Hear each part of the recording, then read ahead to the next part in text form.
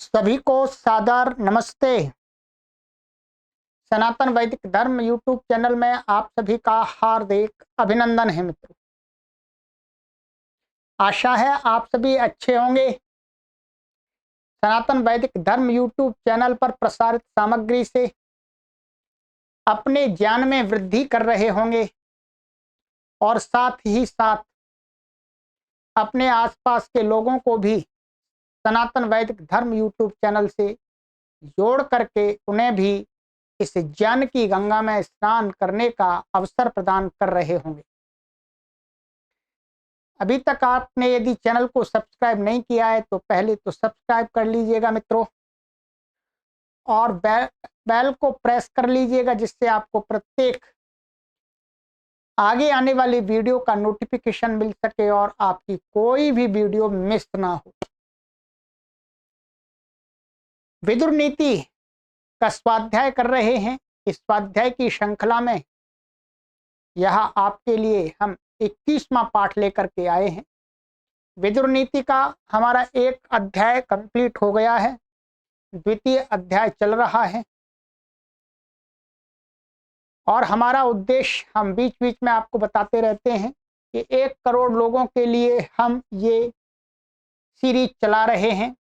महात्मा विदुर के जो उपदेश, प्रसिद्ध उपदेश हैं, उनको 1 करोड़ लोगों तक पहुंचा दें। 1 करोड़ लोग अपने घर पर बैठे बैठे जान जाएं कि महात्मा विदुर ने महाभारत काल में इतनी अच्छी अच्छी गोपनीय बातें, जीवन की उन्नति करने वाली बातें हमें बताई हैं।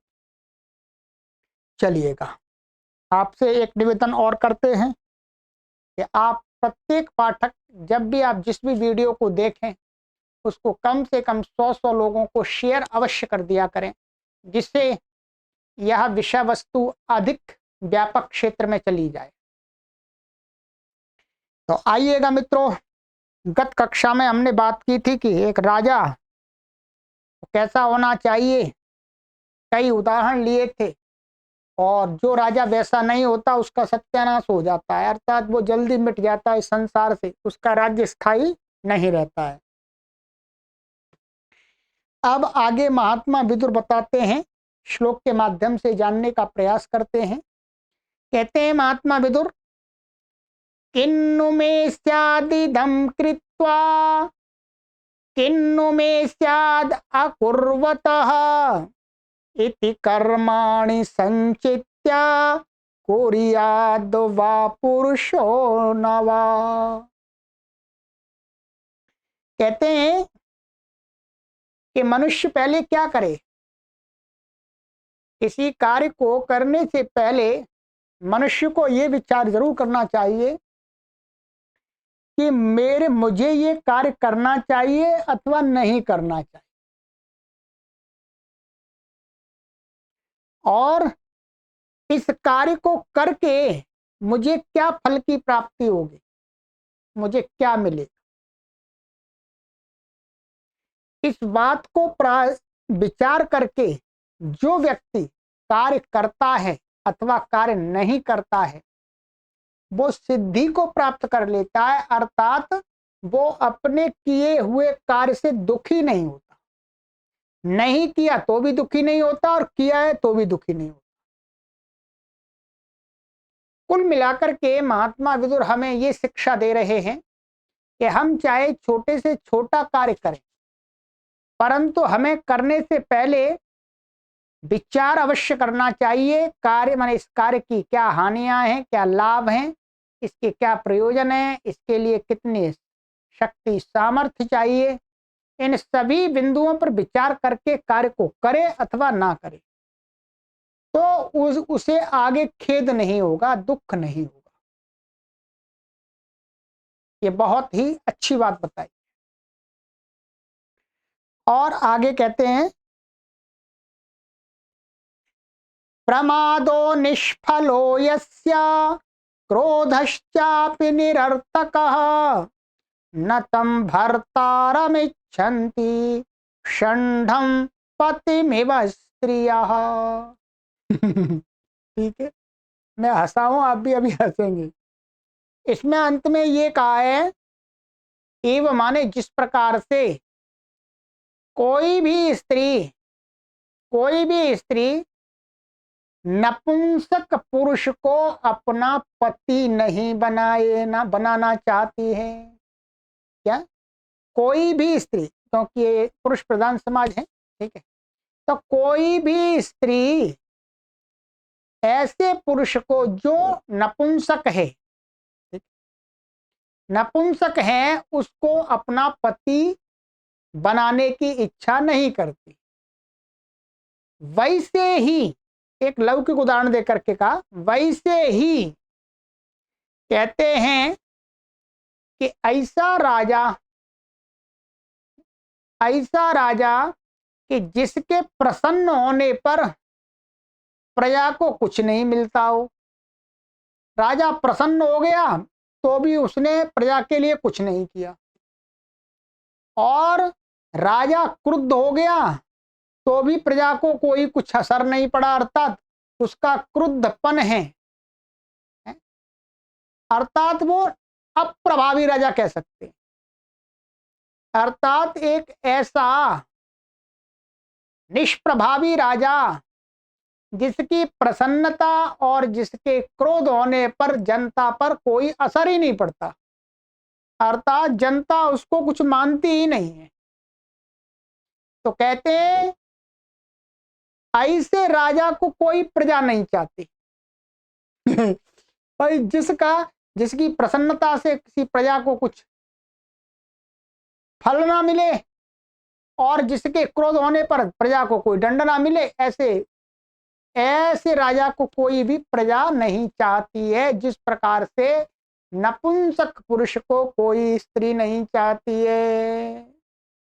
इसलिए राजा को क्या होना चाहिए? राजा की निंदा करके राजा के गुणों की तरफ बताना चाह रहे हैं कि राजा को ऐसा होना अच्छी बात नहीं है। यदि राजा के इस पद पर बैठे हैं, राजगद्दी पर बैठे हैं, तो आप जब प्रसन्न हो तो प्रजा के अंदर भी प्रसन्नता की लहर होनी चाहिए, और जब आप क्रुद्ध हो तो प्रजा के अंदर भी भय होना चाहिए। राजा को ऐसा होना चाहिए, ऐसे राजा को प्रजा चाहती है, ये कहने का तात्पर्य। तो वास्तव में राजा तो प्रभावी होना ही चाहिए, अर्थात जिसकी प्रत्येक चेष्टा से समाज में हलचल होती हो वही श्रेष्ठ राजा है, और जिसकी चेष्टा से कोई समाज में हलचल ही नहीं होती वो तो मृत समान है। वो प्रजा की रक्षा क्या कर सकेगा? प्रजा की सुरक्षा क्या कर सकेगा? प्रजा का पालन पोषण क्या कर सकेगा? वो तो एक तरह से मिट्टी का ढेला है। तो ऐसे राजा की निंदा करके श्रेष्ठ राजा को कहा कि राजा ऐसा होना चाहिए कि राजा के प्रसन्न होने पर प्रजा भी प्रसन्न हो जाए, और राजा के क्रुद्ध होने पर प्रजा भी भयभीत हो जाए, डरने लगे। चलिएगा, और आगे क्या कहते हैं?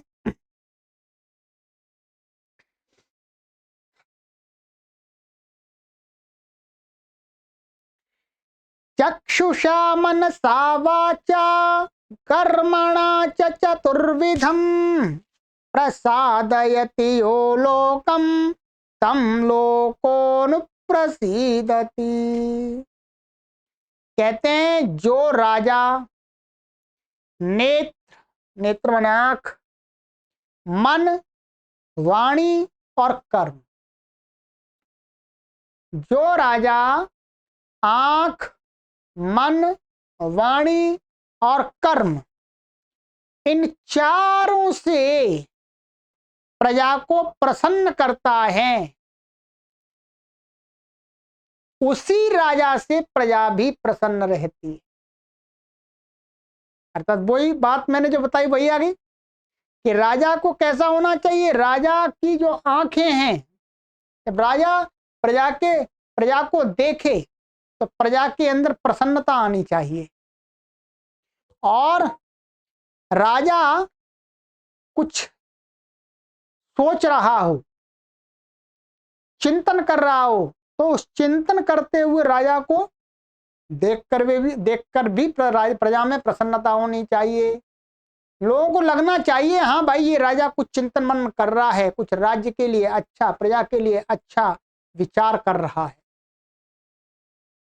और राजा की वाणी, जब राजा कुछ बोले तो उससे भी प्रजा को संतुष्टि, प्रजा प्रसन्न हो।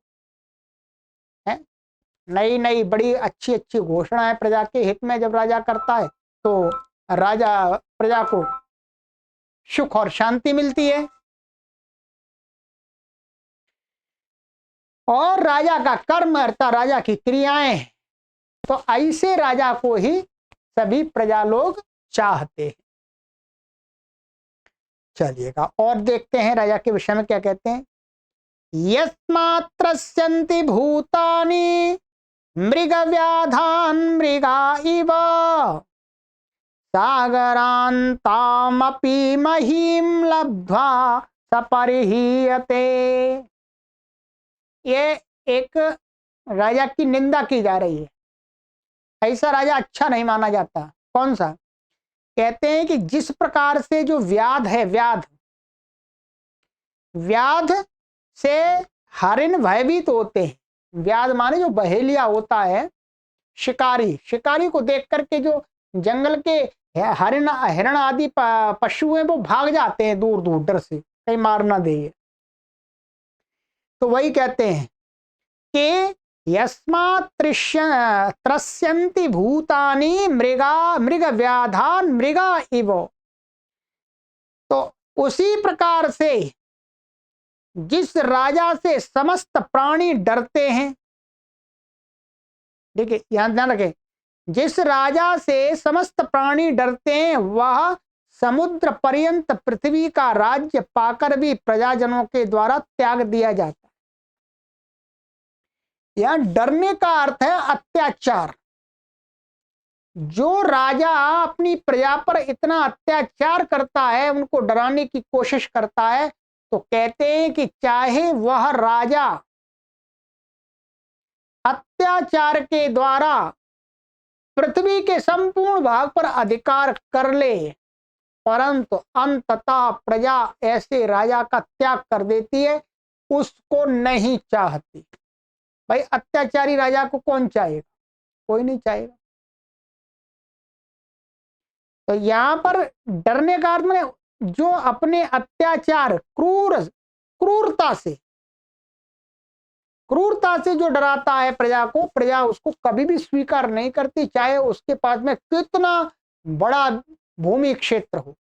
वही का सागरांतम अपि महीम लब्ध्वा, माने सागर पर्यंत तक वो भूमि को प्राप्त करके भी उसको क्या है, प्रजा छोड़ देती है, भाई चट हटा देती है। और कहते हैं आगे, धर्ममाचरतो राज्यः सद्भिश्चरितमादितः वसुधा वसु संपूर्णा वर्धते भूतिवर्धिनी। कहते हैं कि परंपरा से प्राप्त सज्जन पुरुषों द्वारा किए हुए धर्म का आचरण, परंपरा से अर्थात जो ऋषि मुनि लोग पीढ़ी दर पीढ़ी जिन अच्छे जो धार्मिक आचरण है उनका आचरण आगे कर रहे हैं, तो ऐसे आचरण करने वाले राजा के राज्य की पृथ्वी, राज्य की भूमि धन धान्य से पूर्ण होकर के पूर्ण उन्नति को प्राप्त होती है, उसके ऐश्वर्य को ही बढ़ाती जाती है। यहां पर राजा की प्रशंसा की गई है। यहां पर यह बताया गया है कि जो राजा अपने राज्य में जो धार्मिक लोग हैं, श्रेष्ठ लोग हैं, महान लोग हैं, साधु संत महात्मा हैं, उनके द्वारा आचरित व्यवहार, श्रेष्ठ व्यवहार को अपनाता है, धर्म को अपनाता है, जो उसी के समय में नहीं, जो जो उसके पूर्वजों की परंपरा से चला आ रहा है उसके राज्य में, उसका पालन करता है, तो उस राजा की कहते हैं जो राज्य वो धन धान्य से हमेशा भरा रहता है और ऐश्वर्य की प्राप्ति करता ही जाता है, बढ़ता जाता है। बिल्कुल सही बात है। जो धर्म का आचरण करेगा, जो अपने राज्य के श्रेष्ठ लोगों के आचरण को अपनाएगा, तो उसका राज्य बढ़ता जाएगा, स्वाभाविक है। और कहते हैं अथ संत्यजतो धर्मम अधर्मम चानुतिष्ठतः प्रतिसंवेष्टते भूमिः भूमिरग्नौ चर्माहितम यथा। कहते हैं कि जो राजा धर्म को छोड़ देता है और अधर्म का आचरण करने लगता है जी, अब ये निंदा बताई गई है कि जो राजा धर्म को छोड़ करके अधर्म का आचरण करने लगता है, कहते हैं उसकी राज्य भूमि अग्नि पर रखे हुए चमड़े के समान सिकुड़ जाती है। उदाहरण बहुत अच्छा दिया कि जिस प्रकार से आग पर यदि चमड़ा रख देंगे तो चमड़ा कैसा हो जाए, सिमट जाता है, ऐसा प्लास्टिक चमड़ा का सिमट जाता है। ठीक उसी प्रकार से जो राजा धर्म को छोड़ करके अधर्म का आचरण करता है, उसकी राज्य की सीमाएं भी सिमटने लगती हैं, उसकी शक्तियां भी सिमटने लगती हैं। बहुत अच्छा होता है। इसलिए क्या करना चाहिए, जो राजा अपनी सीमाओं की वृद्धि फैलाव चाहता है तो उसे धर्म का आचरण करना चाहिए। यही शिक्षा दी जा रही है। राजा ही नहीं, प्रत्येक व्यक्ति अपनी शक्तियों का विस्तार चाहता है तो उसे धर्म का आचरण करना ही चाहिए, अधर्म को जीवन से निकाल देना चाहिए मित्रों। और आइएगा और कहते हैं आगे, यएव यत्नः क्रियते परराष्ट्र विमर्दने स एव यत्नः कर्तव्यः स्वराष्ट्र परिपालने। कहते हैं कि जो राजा दूसरे राज्यों को नष्ट करने के लिए यत्न करता है ठीक है, क्या जो राजा दूसरे राज्यों को नष्ट करने के लिए जिस प्रकार से प्रयत्न करता है, ठीक उसे माने अच्छे राजा को, श्रेष्ठ राजा को अपने राज्य की वृद्धि के लिए भी प्रयत्न करते रहना चाहिए। ये राजा के लिए बहुत अच्छी बात बताइए।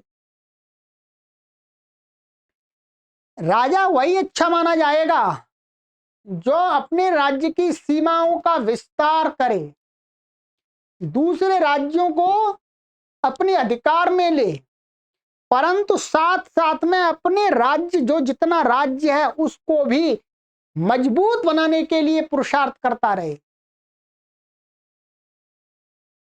ऐसा ना हो कि दूसरे को राज्य को नष्ट करने के चक्कर में अपने राज्य की व्यवस्थाएं छिन्न भिन्न हो जाएं, तो ऐसा राजा अंततः क्या है, ना तो वो दूसरे के राज्य को प्राप्त कर पाएगा और अपने राज्य को भी खो बैठेगा। वर्तमान में आप एक उदाहरण देख रहे होंगे, हमारे भारत देश का पड़ोसी है, उस मूर्ख देश की यही दशा हो रही है। वो दूसरे देश को बर्बाद करने में अपनी पूरी शक्ति लगा रहा है, परंतु अपने देश की व्यवस्थाओं को, अपने देश के शासन को मजबूत करने के लिए कोई प्रयास नहीं कर रहा। तो आज वो देश उस कगार पर खड़ा हो गया है कि दूसरे को तो वो नष्ट नहीं कर सकता, परंतु स्वयं नष्ट होने के कगार पर आ गया है, मिटने के कगार पर आ गया है, जिसका नाम है पाकिस्तान। पाकिस्तान की दशा बिल्कुल यही बताई है, इसकी उल्टी। उसका काम क्या है, वो अपने राज्य को अच्छा बनाने के लिए पुरुषार्थ बिल्कुल भी नहीं करता।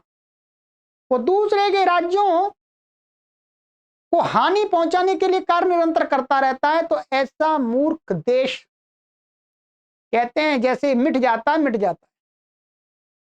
इसलिए अच्छा राजा तो वही है कि दूसरे के राज्यों को जीतने के लिए जितना पुरुषार्थ करे उतना ही पुरुषार्थ अपने राज्य की व्यवस्थाओं को सुदृढ़ बनाने के लिए भी करता रहे। ये नीति है,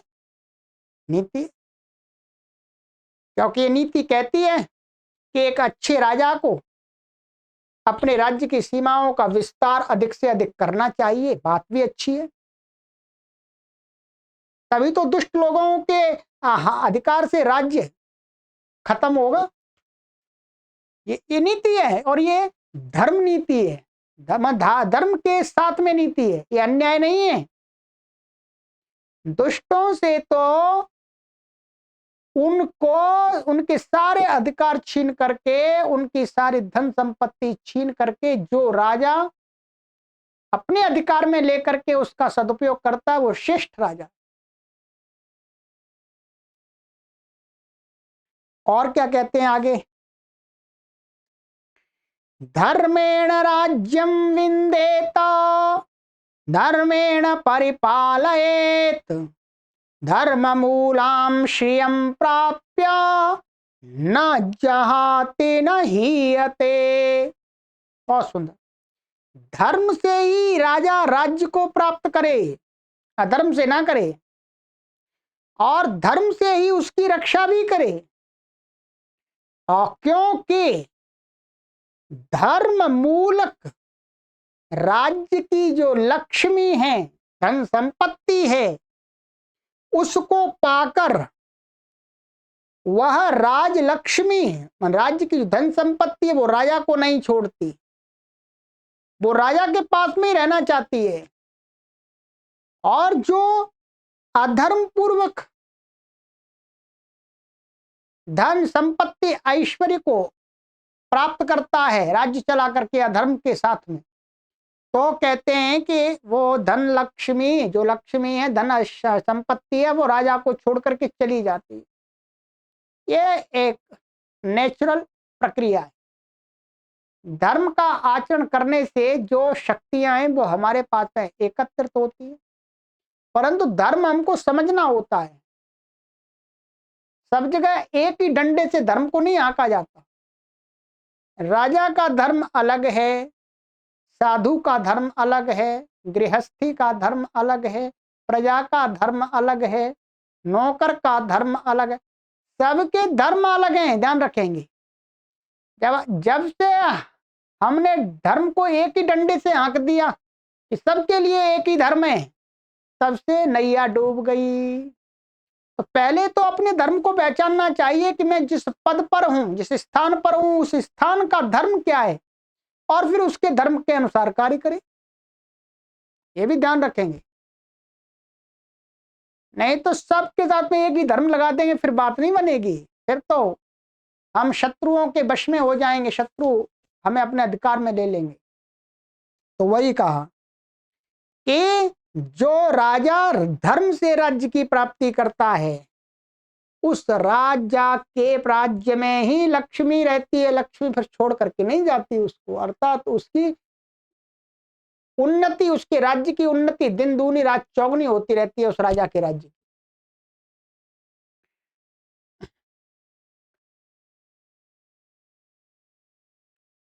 और कहते हैं कि